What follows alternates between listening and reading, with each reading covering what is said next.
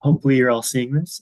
So as Anne mentioned, my name's Chad. I work with OSAC and our public programs team at the HEC. So we are going over the Chafee grant, student childcare grant, and the tuition fee waiver today. A lot of this will be review, and then we'll go over some more specifics within our partner portal and practical things. Each program, I'll provide a quick overview, some brief background, and then we'll go into, as I mentioned, the partner portal, general reporting, and then the Q&A. It is only 30 minutes, so we'll be going fairly quickly. So, Chafee, quick overview here. Things to know: current and former foster youth, awards up to $5,000 per year per student, and there's a 5-year eligibility limit there. And then we do these year round. Ideally, students are applying once a year by our deadlines, but then we are able to award year round. So there are different applications depending on when the student is beginning. In terms of eligibility, there's kind of two categories, the big one being the DHS requirements here.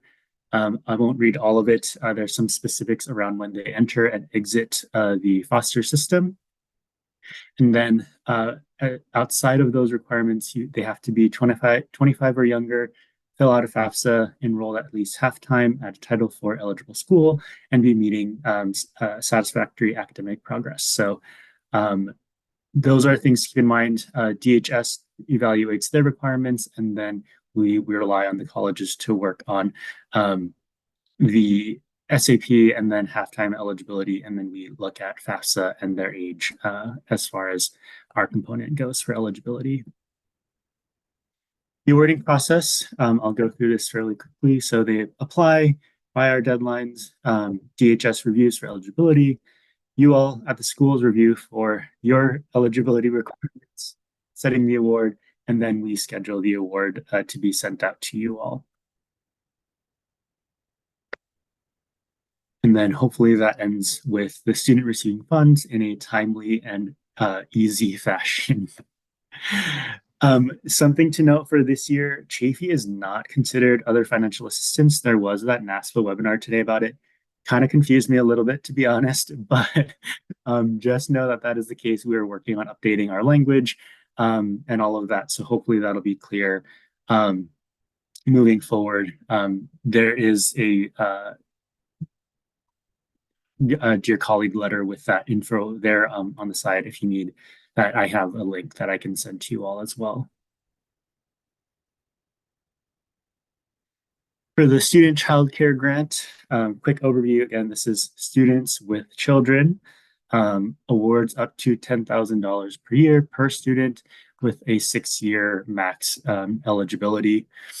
They have to have a child, legal dependent, 12 years or younger, or over 12 years with special needs. They have to be enrolled in an approved childcare provider, usually just approved by DHS is what that means, or learning department. They cannot have earned a bachelor's degree, and then it's enrolled at an eligible Oregon post-secondary institution, meeting SAP, and then not be on any defaults. And I realize I didn't include in this, but the half-time rule applies for this as well. Tuition and fee waiver. Current, former, and foster youth is who this is for, as well as youth experiencing or have experienced homelessness. And there's a 4-year of undergrad education limit there. That reminds me, Chafee is eligible for grad students as well. So as long as they meet the other requirements, they can be in a graduate level program. Tuition and fee waiver, they cannot. That is 4 years of undergrad education. And that's not 4 consecutive years, but 4 years of that education. So if they take time off, that is okay, as long as they're staying within this eligibility. So again, similar but slightly different foster rules apply here for the tuition fee waiver. If they've experienced homelessness, they had to have been in contact with DHS or home and receiving services there. Um, and then also access the tuition fee waiver by age 25. And then this one is only for Oregon public institutions. So community colleges, four-year universities, and then OHSU as well. Okay, getting into more detail. So for these are practical applications. Logging into our portal. If you've never seen this, this is what the login page looks like. And then when you log in, hopefully you're only seeing your college here with any kind of programs that you're responsible for. If you're seeing other colleges or anything, like let us know. We will take care of that. Um, Again, we're just focusing on the Chafee and the foster tuition waiver here in this portal. The child care grant is done separately outside of the portal.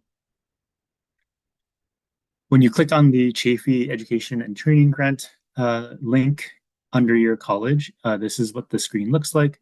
Again, we'll have updated instructions here to comply with the Chafee no longer being a part of other financial assistance.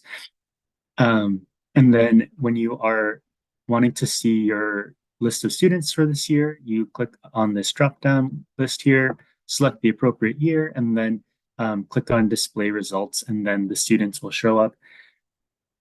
And then to edit, so this is when you want to go in and actually award and change the award status. You click on edit, and then you go to this screen. So this screen is specific to the student that was on that previous page.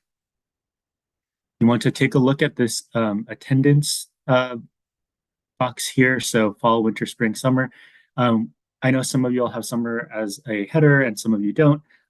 This is what it's going to look like regardless. So just know that we know where summer is. So if summer is checked off, hopefully that is, we'll know that that is the summer term according to your school and your calendar. If they have a term that's checked off that they're not enrolled in or planning to enroll in, as far as you know, just let us know and we can update that. That is something that the student fills out at the time of application. So they might have been planning on it and something might have just changed. So we can make that update pretty easily. Just let us know. Then you are moving down to the award amount, which I guess based on the other financial assistance ruling, it'll be $5,000. And then you want to go to this award status drop down and select the appropriate one. If you're awarding, obviously awarded. If they declined award, disqualified for different reasons there, or on hold for a couple of, and just select the appropriate award status. And then you can click update data here at the bottom. And then once you do that, then I'll actually get an email, which tells me that you made an update to a student and to which student, and then I can go in and award appropriately. For the foster and tuition waiver, this is what that screen looks like. So again, going back to the initial screen here, if you click on the foster tuition waiver page, then this is what that screen will look like. Again, this is for the Oregon public institutions only. To see a list of students, you select the appropriate app year, then click search, and then you will get your list of students. The list of students is any student that is eligible based on like the DHS qualifications, and they have put your school down on the FAFSA. So they might not even be attending your school at all or have plans to. They just put your school down on their FAFSA, so then they'll appear on this list. So that's why reviewing this is important and updating the list. These are the different categories here. Most common ones are not attending because a lot of times the students are not actually attending your institution, and then awarded as well. So you select the appropriate status. If you're awarding them, then you fill out the next sections for the credits that they've taken, and then the amount, that's the dollar amount that's calculated based on the credits that they've taken, and how much is being waived according to the tuition and fee waiver program. For reporting purposes, childcare and Chafee are similar, and reporting is just kind of going over just the general, like what happens with the money. So we will set out the payments, and we will send those out to award before each term. If the funds are not dispersed, please return them to us as soon as possible. And then if there's any change in eligibility status, not meeting SAP, update the partner portal for Chafee, and then just let us know, and then we can expect to receive that check. For the tuition fee waiver, this one is actual like reporting numbers of numbers. So update the partner portal, that screen that I just showed you all, term by term usually is the best way to do that. And there are instructions and reminders that are sent out at the end of the year. So if you're not doing that throughout the year, know that I will send an email with instructions to kind of recap the year for that. And we do collect that data as well, just to know how effective this program is and how many students are being reached there. So I ran through that really, really quickly in hopes that we can get to Q&A, since I know a lot of you know this general information, but wanted to have a longer time to discuss anything that's needed. Happy to go over any other slides as well.